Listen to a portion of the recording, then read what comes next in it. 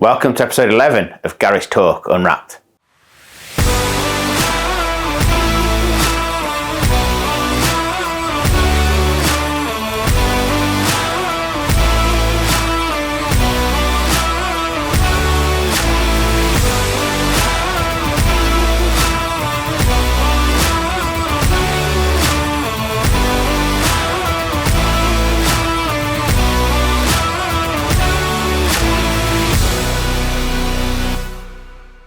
In the penultimate episode of Season 1, we visit Paddock Speed Shop and speak to Ethan and Lucy. We have a feature regarding lights from Osram. Schaeffler demonstrate their new initiative. We hear exclusively from Partsformachines, a paint feature from Cromax, and we have our final interviews from the Blend event held in Birmingham recently. To get us started, we talk to Ethan from Paddock Speed Shop regarding classic cars. Ethan. Ben, good to see you again. And you, sir, Paddock Speed Shop. Yes, welcome. How's it going? It's going really well. We've not raced this year, so we've been soldiering through the actual builds of the cars, which is honestly my favourite bit. Anything involving sparks, hammers, welding, that's my day, all on. And how's the TV side of things coming along?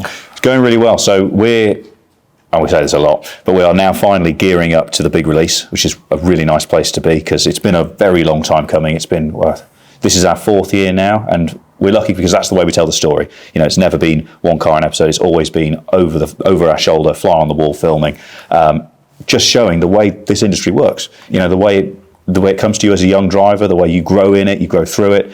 So we're really happy to finally be able to wrap that up and get that shipped. And of course, the racing side is really a small part of your story, isn't it? You've got many stories of vehicles, mechanical side of things. Exactly, yeah. I mean, we've had a season off racing now, and like I said, we've been getting back down into the builds, which is really nice as a kind of byproduct of us being out in the racing world. We've ended up with, I don't want to say client cars because we're not public facing, but friends of ours have said, oh, can you sort this out, which is why the speed shop's so busy at the moment. But it's been really good, it's been really lovely. I want to talk to you about a story about the car behind us. Yeah. I believe it could have been the first ever car, but wasn't. Yeah, as some people know, I learned to drive an MGB, and it was great. And then, as I said, it's the reason for the speed shop, learning what I wanted out of it. But when it was off the road, I thought, I really need a car now because I've just put my car off the road. And I thought, well, I don't want a new car because, one, I've just never felt comfortable in them. And there's all these, assists and mod cons, and it's quiet, and it's muted, it's very detached. So I need a modern car compared to what I'm used to. So I thought, well, that was a 1973 MGB. Let's go 10 years ahead, and we're looking in the 80s, the next era of classics. And I was like, I'm never a Porsche person. And I remember when I was on my way to school as a kid, I'd be like pointing out, what's that car with the curved back window? Yeah. And then Dad would be like, oh, it's a Porsche 944. It's like the one nobody cares about because it wasn't, Porsches are 911s, aren't they? To everybody. And I thought, oh, right, that's that. And then rolls around and I need a second car. And I think back again, what was that car? Porsche 944. Start looking them up. They're a decent price. They're low. Porsches have this weird thing where they do nothing but, just double in value no matter what the model or condition. So I thought, well, that will do me really well and it'll be great. So I had 3 cars I went to go and see. One was a local car, white, slightly later. One was a 84 car, red, 924 style interior, lovely. It was great, really good car. And then this other one I'd fallen in love with at first sight. It was, again, white. It was in this really bad, washed out second-hand car, forecourt photo. Tried it up with a classic, and I thought that's the one. It had this checkered interior. I thought I've got to go and see it. So we drove all the way down to go and see it. I sat in the car and I had that real, Transformers, the driver's up at the car picks the driver moment. Felt the wheel. I thought, this is amazing. Played all the switches. As I said, it's got the Pasha style interior. As I went to get up, put my hand on the centre console, bubbles came through. And I thought, why? Because the one thing I need right now is another project. So I thought, broken-hearted, this isn't the one. I go and buy the second car, the red one. Again, fell in love with it, and it was my commute car every day because it felt 10 years more modern than the MG. Absolutely fantastic. Then, as Speed Shop rolled around, it still remains my daily driver. We did some hill climbing in it. I did some hill climbing in it. Luce did some hill climbing in it, and had a learning curve, steep one. And then I was off the road again. And I thought, oh, bugger, what am I going to do? So we're working on that, but again, it's part of the story. That's the reality of learning to race. You do make mistakes. Cars do get bent, but the most important thing is the person all right? Yes. because they take a lot longer to put back together. Cars are only metal, and so long as you're willing to get back in, give it another go, that's the ethos, that's the story. So we thought, great, she's fine, she wants to go back up the hill, we'll fix that when we're ready. But then when we're ready really came into, again, I need a bloody car. And then suddenly, the weird twist of fate, I remember the guy that worked with us, he said, oh, look, what do you think of this car? And I looked at it and went, that's funny, that's a nice white 944. And I scratched my head because it's a Welsh number plate. That one had a Welsh number plate. And then he says, well, do you know the car? I went, yeah. I went to view that car first. And he went, no way. I said, yeah. So I said, well, it was full of water. He's like, not anymore. I've sorted all that out. I thought, oh, great. And he's like, well, do you want to use it? I thought, why not? And this is just a wonderful example of how small the world of classic cars can be. And I'm driving around in the very car that I thought, no thanks, that's too much of a project, and loving it and thinking, this is brilliant, it works every day. Until it doesn't. Well, it's a baby now, isn't it? It is, yeah. It's a project, isn't it? That it really is. Really enjoying. And it's actually quite a special car because, as far as I'm aware, it's a build year 1981, and they didn't release till 1982, so it's pre-production, which was one of the first things that Ben and I did when we had the car in. And the golden rule with a classic car, no matter who you've had it off, just get it in a dry environment, lift everything up, look underneath, and just make sure everything actually works. 90% of the switches didn't, so we did lots of rewiring and patching up, decades of bodge jobs and just making it safe, basically. So for the most part, the car's great. A few electrical issues made them safe. Lots of interior detailing, bit of work on the outside. But the best way to find out what's up with the car is to just use it, drive it, wind, rain or shine, and you'll spot everything. And one of the issues we had was it was overheating. Trouble is, it didn't seem like it was overheating.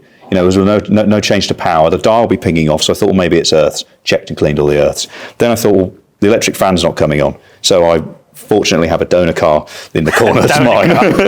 It's the worst thing it could have ever become. So I'm just swapping bits on that I know work till we can cross-reference problems. And we boil everything down to, there's a funny squealing noise that only comes on when on a wet day, when you've just started up the car. Yeah. It's the water pump. It's obviously not doing its job. It's not circulating its coolant properly. So the trouble with a water pump on a 944, which is very different to any of the British classics we worked on, A series, B series, is it's behind all the cam belt sprockets. So again, lots of people get really daunted by that. Say, oh, don't touch it. You don't want to mess with that. It's a Porsche.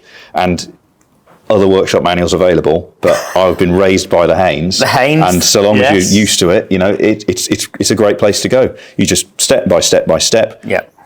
If it's getting confusing, just slow down. But you said it was a pre-production. Yes, yeah. So the Haynes manual doesn't quite cover that. No, it doesn't, and that's something we noticed a lot in the wiring section. And again, donor car, thought, well, that's 81 build year, 82 release. Mine's 84 through and through. So I'd go and look underneath, and just weird things like the heater is a totally different casting. Yeah. And I'm like, well, it's not off a different car because no one would do that. You would never just whack another heater in. It's just weird, different, uses of plastic, wiring slightly different, colours are always pretty stock because it's the Audi group.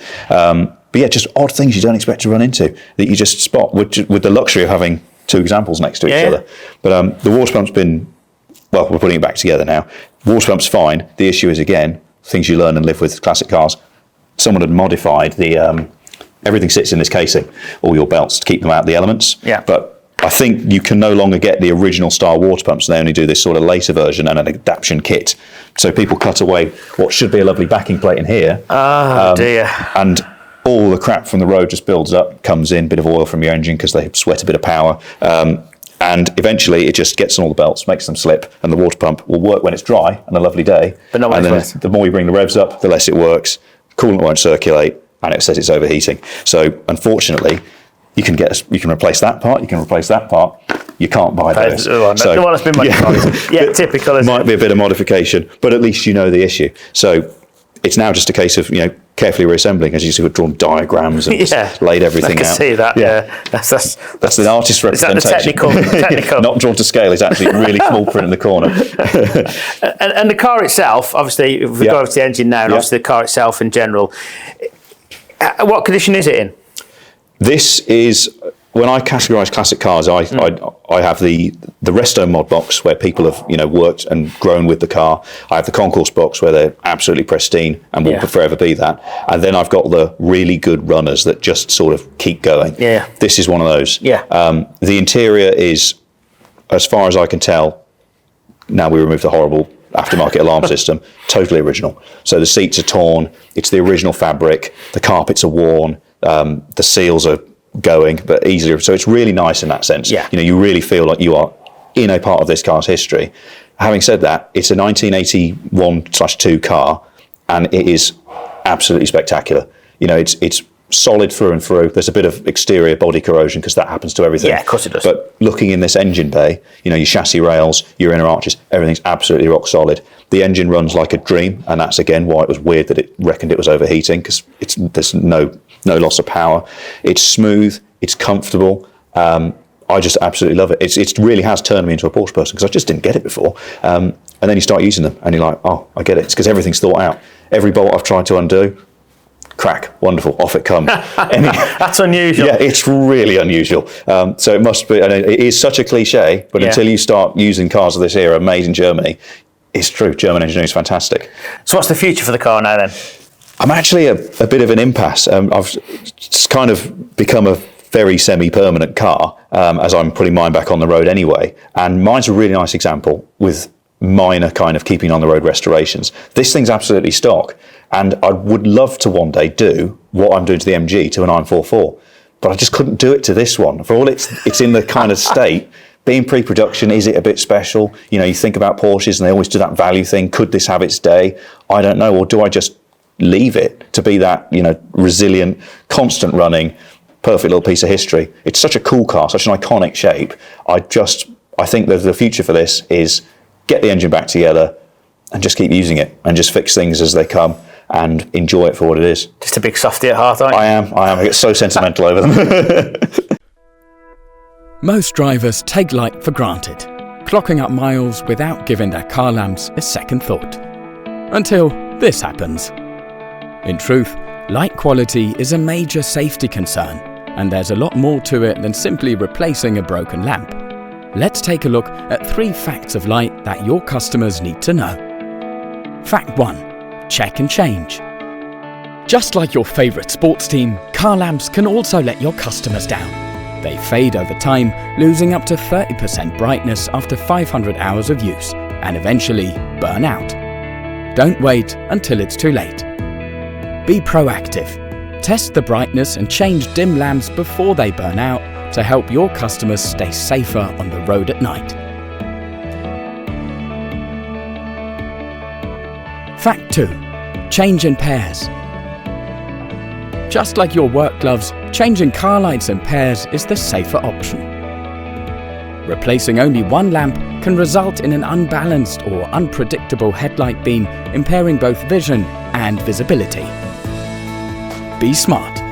Always replace both lamps to ensure your customers have perfectly balanced and bright light. Fact 3. Upgrade your vision. Just like hairstyles, some car lights are stuck in the past. This is especially true for older lamp models that are outdated and due for an upgrade. Be innovative. Offer high-performance upgrades to improve your customers' visibility and bring their style right up to date. With these 3 simple facts of light, you can enhance customers' comfort and safety, build greater trust, and ultimately strengthen your business. Remember, if it's not bright, it's not right. Bringing light to business.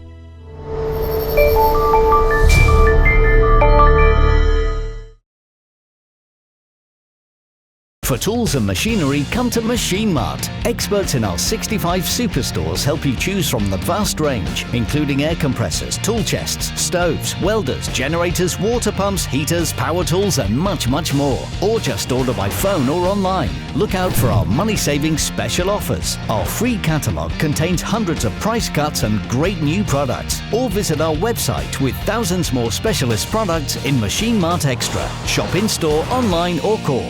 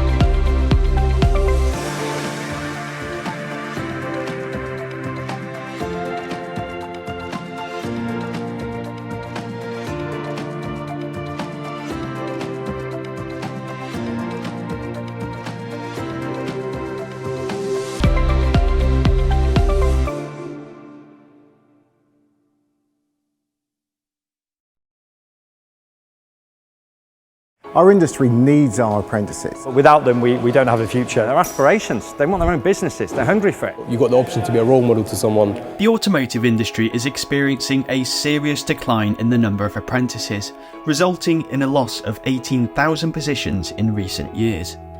Should the trend continue, the Institute of the Motor Industry warns that it could stifle industry growth and further widen the existing skills gap. Through Wrenches and Wisdom, Schaeffler hopes to showcase the incredible talent within the industry while igniting the passion of the next generation. Why? Because industry insiders up and down the country say there is simply not enough being done to promote careers within the automotive aftermarket, leaving many young people unaware of the opportunities available to them. If we can start that journey sooner, we wouldn't have the problems that we have currently at the age of 16 where people are not coming into the industry. That's the age where we want to see them. We need to get the word out there. We really do. It's just not happening anymore. We don't talk about it in school. It's not seen to be a viable career option. I keep thinking, well, why isn't it seen as a viable career? It is a viable career option, but it's not spoken about at school. It's not advertised enough. We don't talk about it. At one point, I can remember quite a few years ago, you'd have apprentices and you'd have CVs appearing here quite regularly. We haven't seen that for a long, long time. You know, we would take people on if they were there, the right people. We have to keep the business moving on. You know, we're not all going to be here forever, and there's got to be somebody coming up behind us. I mean, cars aren't going to disappear. I know the technology is changing, but cars are still going to be the same. Got absolute respect for teachers, but the way that they're treated from above, they haven't got that passion and energy to give. You know, they've had it sucked out of them. So how can they give it to the kids to show them to be the best that they can be? I think it's really, really hard, which is why it's really important to get people that are passionate about what they do into the schools, to give them a different energy, to give them a different boost. The teachers are shattered, let's face it. They can't do it, we need to give them a bit of support.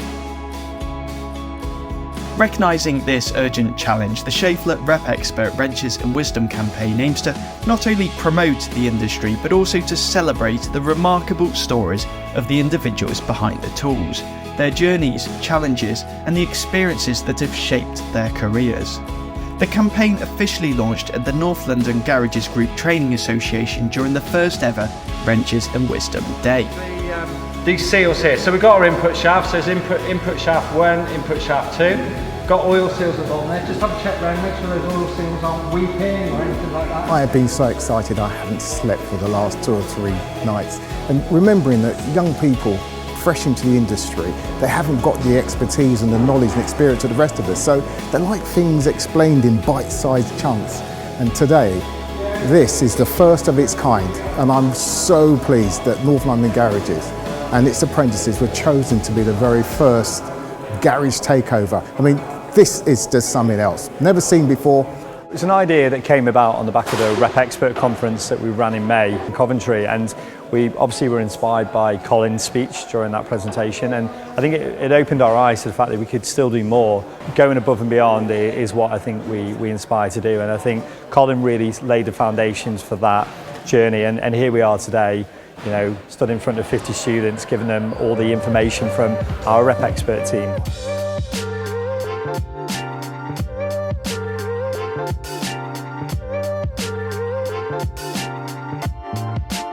We're learning today is very in-depth, you know, you don't really see or hear or even go into the depth that we're going in now about the internals of the components.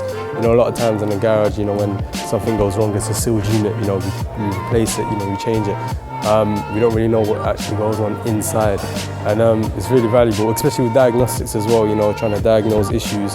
You know, when we know now what's going on in there, it gives us a better idea on how to approach issues. Initially I was quite scared of clutches and getting involved with clutch repairs because it wasn't really something I did, but now I've been shown, I was like, cooled my nerves a little bit, and I feel like I probably, with like being, you know, tutored a little bit, I probably could get really, really good at clutches. Coming in, having a brand like this who tells us that we've got all the information you need is amazing, because it's like, oh, stress off your shoulders. It's all about best practice, giving them a, you know, giving them a good insight into the jobs that they're going to be doing in the not too distant future. The live demonstration when the students assisted, and they can all see that actually it's not a difficult job. It's all about process, so long as you've got the right information around you, the right support. What it means to our apprentices, it means that they can get additional training that they do not get here on a subject area that they have no real knowledge of. To get Schaeffler to bring that training in so that our apprentices now get first-hand training, it means an awful lot to us. No one has ever supported North London garages in that way. No one's ever supported our apprentices in that way, and we don't know of anyone supporting any apprenticeship program in that way. This is just the beginning of Schaeffler's Wrenches and Wisdom journey. In the coming weeks, there's more to come. Exclusive interviews with garage owners and apprentices, each sharing their stories and ideas, and more Wrenches and Wisdom days happening in workshops across the country. Stay updated with the campaign by following Schaeffler Rep Expert's social media feeds, and if you want to share your story, email info@repexpert.co.uk. Together we can inspire the next generation, one story, one apprentice, and one wrench at a time. Action begins now. 3, 2, 1. Hooray!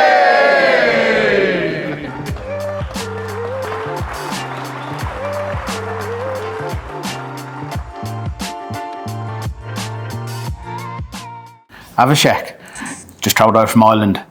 How are things for you? Things are really good. Has been a great week so far, meeting some of our suppliers and customers. And yeah, really looking forward to the conversation. How did you get into automotive? So maybe I'll start at the beginning. So my first job was for an equipment manufacturing company. And I was making about £80 a month. And they came and said, look, do you want to go to Africa? We'll double your salary. So my first flight was to go to Africa. My boss said, look, it's going to be nice and warm in Africa. You don't really need any sort of warm clothes.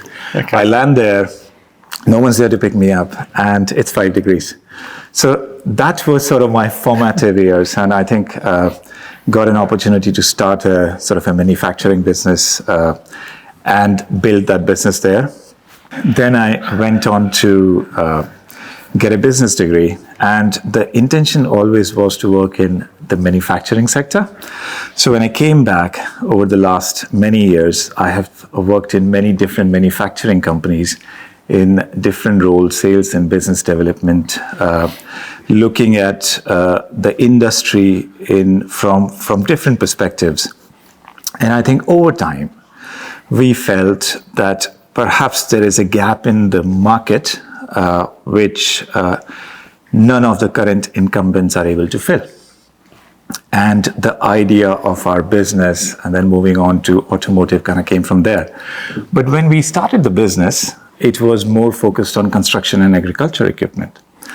So we felt that the current structure of the industry, on the one hand, if I think about it from a manufacturer perspective, they are really good at supporting the large customers.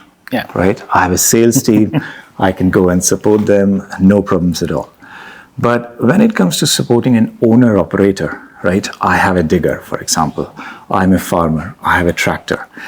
They are just structurally not suited to support that customer well. And we felt that we could do a better job, or there has to be a better job or a better way to support these customers. When we look at it from the other perspective, right? So I am a farmer, and my father-in-law is a farmer. So I spent a lot of time, looking around in his field, looking at his workshop. So when you look at it from the perspective of a farmer or someone who's an owner-operator, a landscaper, for example, if I am trying to find the right part for my machinery, unlike the automotive sector, where it's much easier to find the right part, it's much more difficult in the construction and agriculture sector. So if I want to find out what's the right starter motor for my digger, for example, there is no correct place to find that. So either I have to go to the manufacturer, or I have to go and find someone where the warranty on the product might be a little bit limited. So I think that's where the business started. We felt that there is a need where we can support the manufacturers, sell better to the end user, which is the owner operator. And from an owner operator perspective, we can help them find the right part at the right price and help them with their productivity. So it's your farming background that led you into automotive and saw the gap in automotive as well? So when we started the journey, things were going well from the parts perspective for construction and agriculture. But our customers came to us and almost kind of said, look, do you supply parts? Because many of the people who are repairing construction and agriculture equipment, they are actually workshops. And they also repair automotive, cars, etc. But they also do diggers and tractors and etc. Yeah. So there was a natural transition for us from starting from being focused on the construction and agriculture equipment to add the workshop range and workshop products onto our platform. Yeah, and now you're taking that a step further, aren't you? You're very big on the environment. Obviously, you're very aware of environmental issues. You're now starting on machine refurb, aren't you? Tell us more about that. So again, something that came from the feedback we received from our customers, something we are really proud of. We're rated highly on some of the rating platform. So again, you look at it from both perspectives, something from an owner-operator perspective, and then something from a manufacturer perspective. If I have been to, say, Automechanica, and I have taken a product out and displayed it, I cannot no longer sell it as new. Yeah. If a product has been returned back to me and it's a warranty repair, I can no longer sell it in the same channel as new. So clearly there is a need for a manufacturer to try and sell it what is the way they can sell these return products which are still have great warranty, but there's no way to sell into the market. Yeah. So there's a gap there. From an owner's perspective, if I own a workshop, and if I come to you and say, look, I will sell you a bottle jack or a trolley jack, for example, which does what it says on the tin, has great warranty, but it has a few scratches, it's 30% cheaper. Yeah. Then what would your response be? Right? Garages will purchase that because it's profit. It's a profit, absolutely. And I think the key here is that it has to be backed by great warranties. Yeah. Okay. So the idea of machine defer came from there, and then a key benefit here is that it's great for the environment. So our analysis suggests that about every refurbished product that is bought and brought back into the market, it reduces greenhouse gas emissions by about 30 to 70%. Because if you think about the origin, if you think about the metal that's used in making it, etc., and if it could simply be refurbished with great warranty, and it could be brought back into the market, that reduces the greenhouse gas emission by 30 to 70%. So it could be something that has benefits both sides. From a manufacturer's perspective, it solves a problem. From an owner-operator or a workshop perspective, they get great product for a discount. Yeah. And from an environmental perspective, I think it reduces greenhouse gas emission. And obviously you've been accepted into the UK market. What other markets are you trying to get into at the moment? So one of the key focus areas for us is to work with great British brands, great UK manufacturers, and see if we can actually create new interesting opportunities and markets for them. So we are heavily focused on developing our proposition and solution and take it to the European market. Yeah. We are close to being able to launch in Europe. Our aim is to be able to launch in the first quarter in Europe. And the benefit would be all the partners that we've been able to develop in UK, our intention is to bring them to the European market and introduce them to many of the UK potential customers whom they may not normally be exposed to. So it's fair to say this is just the start, really. We've come a long way. We feel we are still starting. We've been lucky that the feedback from both the suppliers and the partners we're working with has been great, and the customers have accepted us. Yes, I'd like to believe that it is very much the start. And final question. You've done, obviously, the business in Africa. You've done Partsformachines. You're now doing machine refurb. Is that it? Or is there another one in the future? I think there is these buzzwords around AI, and we are trying to figure out if we can, and so much of this is a hype. Yeah. What we are trying to do is we are trying to figure out if there is a genuine opportunity that can make the work of someone who repairs products easier. That can something that can reduce costs. So there's still things in the pipeline. Maybe we might have to talk again in the future. I'll tell you more about it. I don't think you ever stop thinking, do you? Brilliant.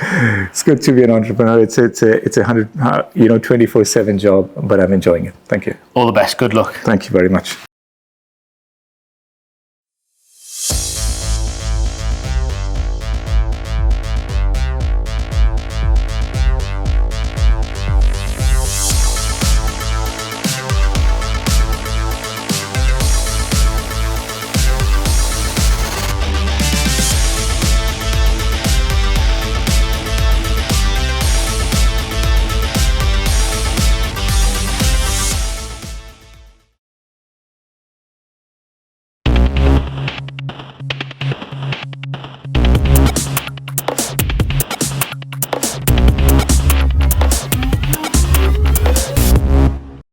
In this video, we focus on making those tricky matte finishes as easy to repair as a regular job.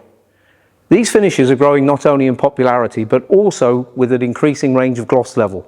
To support you, we have developed a new matte clear coat system to allow easier processing and more consistent, right first-time results. When OEM matte finish vehicles first appeared, they were more semi-matte or satin in appearance, and for some car manufacturers, this is still the case.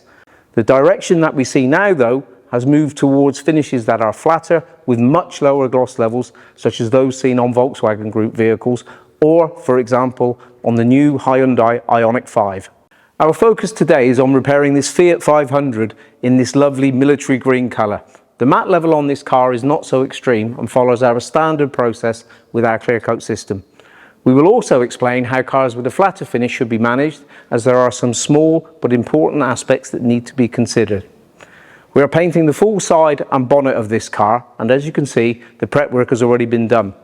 Let's start now with how to approach the repair, starting with colour retrieval, as this is the most important part of the process. Having a clean car is essential, as we need to make a spectro measurement, and ideally this needs to be close to the damaged area. However, with matte finishes, you cannot simply polish the surface to remove any scratches or oxidation which is on the surface. So I recommend that you look for an area which is undamaged and free of scratches, free of surface contamination, as close to the repair as practically viable. Now that you have your chosen area, remove any initial contamination using silicone remover and or a waterborne cleaner. Follow this by using a cleaning product developed for matte finishes as shown. The final step is to make the surface ready for measuring by a final clean with waterborne cleaner. The measurement itself is as normal, so now let's see what's new and different when we connect and retrieve the colour formula and determine the actual matte level for our car. Click on the Spectro button, then search and select the measurement of the car. Car make and colour code are already pre-filled in the search screen, as this info was entered on the Spectro. With the introduction of the additional digital shading function, the Spectro search screen has now been updated. You will see a gloss or flat button, which gives you the possibility to filter on matte colours when doing a Spectro search. So in this case, we select flat and click on the search button. For this colour, we only have one formula and the values are looking good. There is no reason to doubt, as the result is green. Let's now go to the formula screen. There is a message added in the formula information text box giving you the matte level or matte level group that is suggested for the formula. The same information is also shared with this matte level icon. The proposed matte level group for this Fiat colour is matte level 3. In ancillary products, we can find the corresponding mixing ratio of the required matte level. Go to ancillary mix, select clear, and then from the drop down select the entry clear matte level ML 1 to 6. Then select in the product tab the matte level group that was proposed on the formula. In our case, it's ML3. Because the substrate will impact the final gloss, you also have to select the base coat or substrate you are working on. This is selected under the Type tab. Each individual matte level group indicates a default mixing ratio of 2 clear coats and should be mixed accordingly. The default mixture of each matte level group is always shown at the top of the list of the possible mixing ratios within each matte level group. However, within each matte level group, you will have the possibility to select the adjacent mixing ratios in order to achieve the best matching gloss level. This option should be considered when preparing spray out cards. For further information on the different matte level groups and assigned mixing ratios and gloss units, please refer also to the matrix table in the technical data sheet of the Matte Clear system. Now, back to the body shop. The final part is to make your spray outs, and just remember to make them on a larger panel as part of our best practice recommendation and not on the end of your mixing stick. This is to ensure that the application method is identical to that you will use later on the car. Although the matte mixture is specific for the colour, there are other variables that can affect the final gloss level, such as OEM variation, even on the same car, the age of the car, natural weathering and how the car has been maintained and cared for, and of course previous repair work.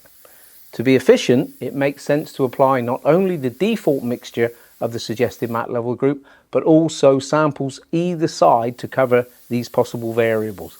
Label these spray outs for future use, as they will help reduce process steps if faced with a car in the same colour that may not have the same level of gloss as this one.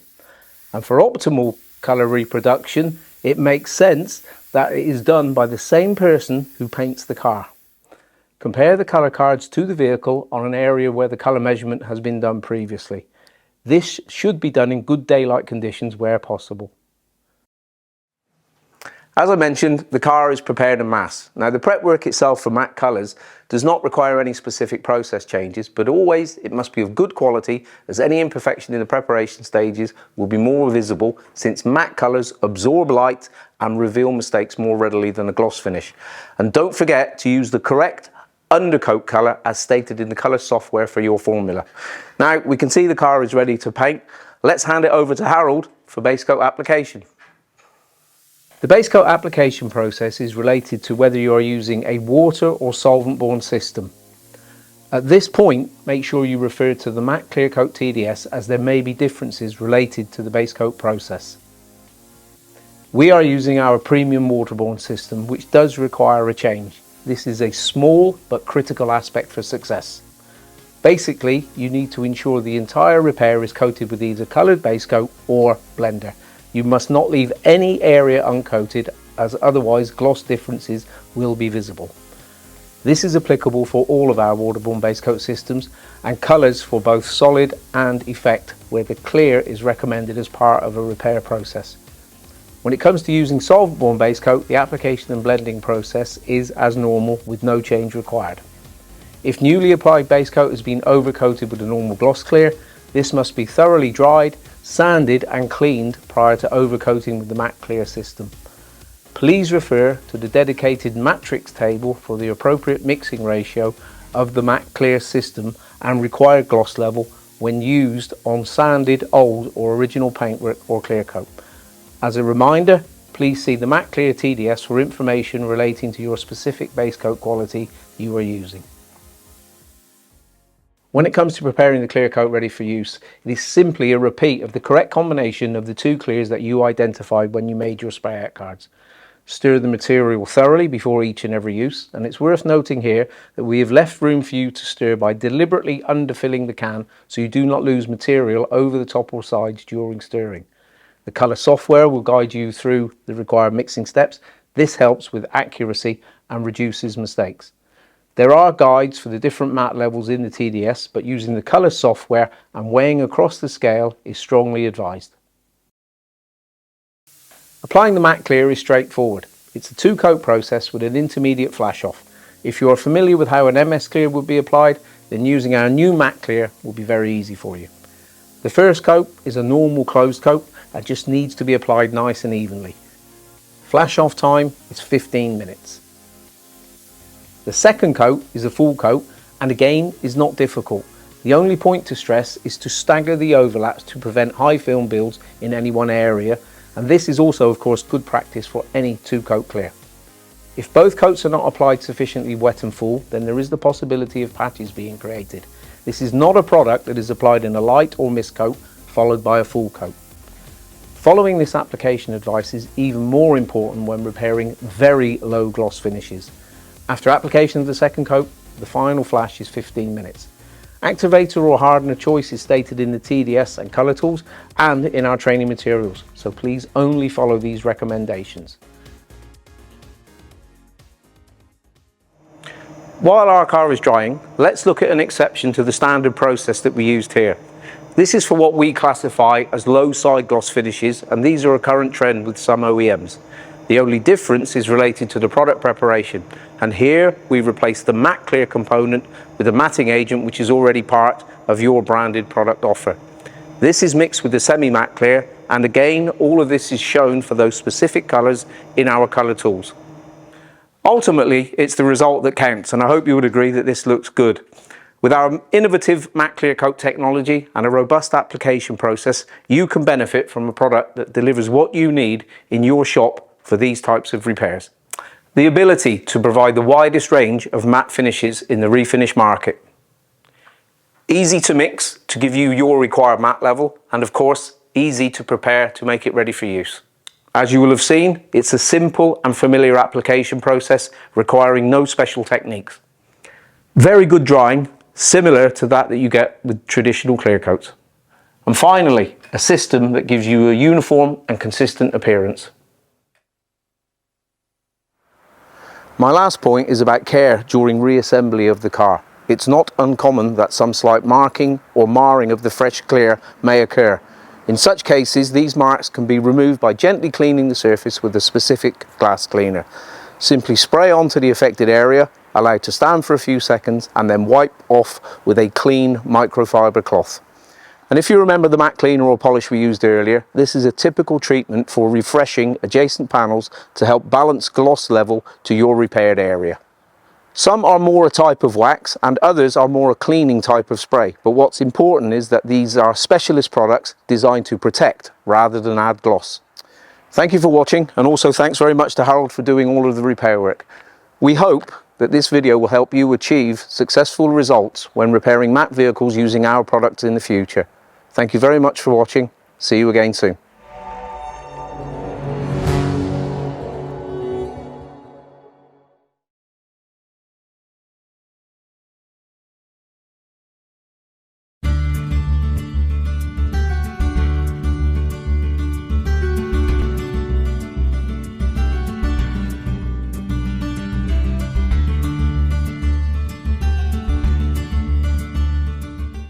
Hi, I'm Alistair Hobbs of Human Results, HR and Employment Law Consultancy. We pride ourselves in providing pragmatic, bespoke commercial advice for all of your employment law needs.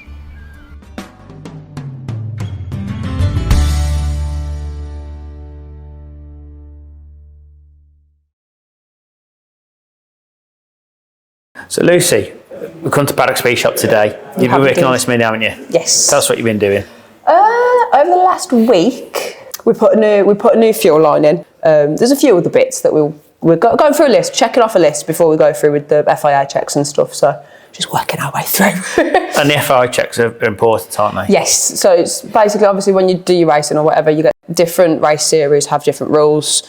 And there's an FIA guidebook for everything, and every single last nut and bolt, there are rules. So I'm kind of the one that reminds them, have you checked the book? Yeah. And that's what we're going through at the moment, just getting all the little things dealt with that could cause a problem when it comes to being FIA checked. And I'm guessing this is all for next year, isn't it? That you're getting ready for? Yeah, I think so. There's a few ideas in the mix of what we might do with her, as I like to call her. She's my favourite. Everyone else hates that. Everyone hates on the Mini, but she's my favourite car in the building. So it's your baby? It is. It's my baby. I do love the Mini. My dad used to race one, it's got a special place in my heart, this thing has. And you're also getting ready for your ARDS test, aren't you? Yes, apparently. That's news to me. But yes, I'm going to go do my ARDS on the end of this month. Down at Castle Combe, I'll be doing my ARDS, and then obviously that's with looking to get in the first stage of my race licence, so I can either passenger or do a bit of navigating. So what is the future for you in racing then, obviously if you're going for your ARDS test? I'm giving it a go. It's something I've always wanted to try. I got into anything car related I'm into because of rally marshalling. Stages rallying, that was what I did. That's kind of all I ever knew until I met these guys and got opened up to this, whatever the hell this world is that I'm in now. But yeah, I'd like to have, I know you can't really have a go at navigating, but I'd like to have some training on navigating, just because that's the side of motorsport I've always enjoyed and still enjoy watching. I don't do F1, not my thing. Hands up, not my thing. But I'll happily watch the WRC and stuff like that. So I'd like to have a bit of training and have a go at that. But whether it's something I'll carry on, don't know. I've got the opportunity, so I'm taking it, basically. And I'm going to guess now you've got a dream of actually driving the Mini. Oh, I do drive the Mini. I'm the only one that will drive the Mini. Big competition. Harvey will always be the driver, but we'd like to enter some things where he can have a navigator and we can do some kind of teamwork and stuff. But obviously, long road off. Got lots of practice before we do that. But you're obviously close to the car itself. Yes. You're not one of these people in don't scratch my Mini, please, or anything, are you, with Harvey? No, not when he's racing. When it's in the workshop and someone does this, I do. I lose it. I absolutely lose it. But when it comes to being raced, it's a race car. It's going to get nicked. It's going to get stone chipped, and hopefully it doesn't. But it could. It could get rolled. Anything could happen to it. It's a race car. So how do you feel watching that? It's terrifying, to be honest. It is. As soon as your driver goes, that's it. He's gone then. Unless you've got him in your ear, you don't know if that flag goes down and it's, oh God, he's not come round yet. He's not come round yet. And there's that little momentary panic that, is it our driver? And it's only ever been one of our team once, and it was me at the top of Shelsley Walsh. So. Oh wow. Okay, yeah. So but no, I love it. It's a great, the race weekends are the times where we come together as a team and we make all the memories and we gain the experience, and that's kind of what Speed Shop is about. Are you getting more used to race weekends as time goes on? Yes, definitely. The first season racing we did, I want to say 14 races, don't quote me, might be wrong. It was very fast, out of nowhere. One weekend we've never raced before in our lives, and then we spent the next sort of 2.5 months, every weekend, every Friday and every Thursday, prepare for race, pack for race, go to qualifying, have your race, come back, you got 3 days, now we're going to do it all again. So it was very intense for a good number of weeks, and it really did bed us in with it really well. We had to work well as a team, we had to have it flowing, we had to know who gets this, who does that, who does this job, where's he Newton, and it was very well oiled by, I would probably say, the third week. We kind of had it down, and that was it then, really. So how have you coped this year without racing? We've been doing lots, so it's been a nice rest, I suppose, because the racing we did last season, obviously minus Silverstone, we were doing the City Car Cup. It's not our thing. It's not what we want to race. We don't want to be driving around in a C1. We want to be driving around in the Cobra in this. So it's been a nice break, and it's been a nice sort of warm-up to next season. This is what we're taking racing. What we came to race is next season. So getting a bit nerve-wracking as we get a bit closer, but I'm excited about it because it's the fun part of it. So your baby's going racing? Yeah. Be fine.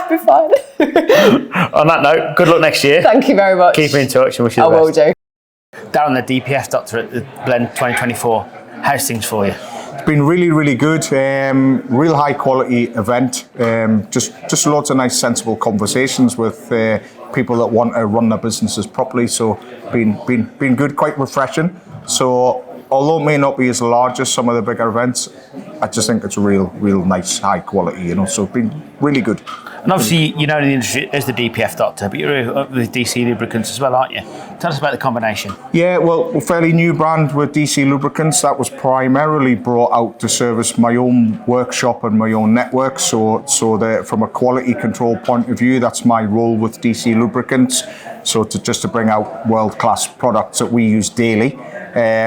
But it's been nice being here representing DC Lubricants with industry professionals, people that do have high standards, speaking to customers that we've been working with over the past year and gaining feedback and stuff. So it's just nice. So we're not here to do the hard sell. We're just here to answer any difficult questions or put us on the spot and things like that. But it's been good. We've had some real positive conversations, and hopefully some new customers from the event as well, One thing I'm finding is that garages are missing out. They've got people in that as a captive audience for an hour in their workshops. They're missing out, aren't they? You're trying to help garages with that, aren't you? Yeah, we are. So on the two sides, obviously with the DPF Doctor, we're upskilling people and giving them a good process. But with the lubricant side of things, you know, we're trying to meet a demand for the motorist that's maybe a bit fussier also.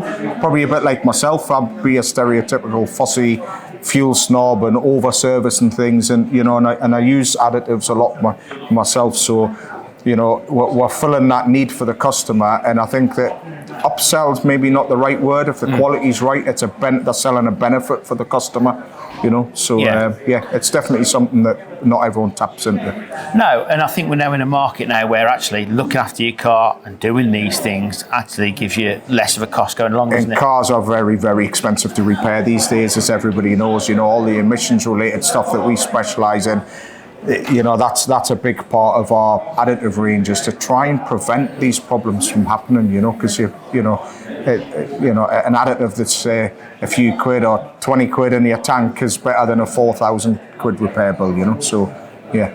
It is, and customers come in and telling you about the benefits they're getting from using your products. Yeah, a lot of repeat business actually, and that's been a real good bit of feedback at this event. We've got customers that have now been using our products for, you know, over the past year, but there has been you know, a big amount of customers coming in to buy more product because they've seen the benefits, or it's maybe, I don't like to say improved miles per gallon, but it's maybe restored some, so they've seen an actual difference from using it, so they're coming in to ask for more. So that's been a real plus for us, you know. But also, because garages aren't experienced in retail, you're actually putting the retail and DC lubricant checks, putting the retail box in. Yeah, that's what we're doing. Is each reseller is our retail outlet, so that's built into our website. You know how to find a stockist. So not only they've got the product there to use with their own customers, they also got the opportunity for a retail customer to come in and buy the product, you know. So that's something that we're building, and that's growing. I know in my own workshop, we're starting to see people walk in just wanting to buy a can of additive, you know. So which is nice. You're very busy at the moment. How come? The aftermarket's getting bigger, and we can see that with the new car vehicle sales has seen a dip. People are uncertain to how to buy a new car, and that's not just where you go and buy that new car, it's what do you buy.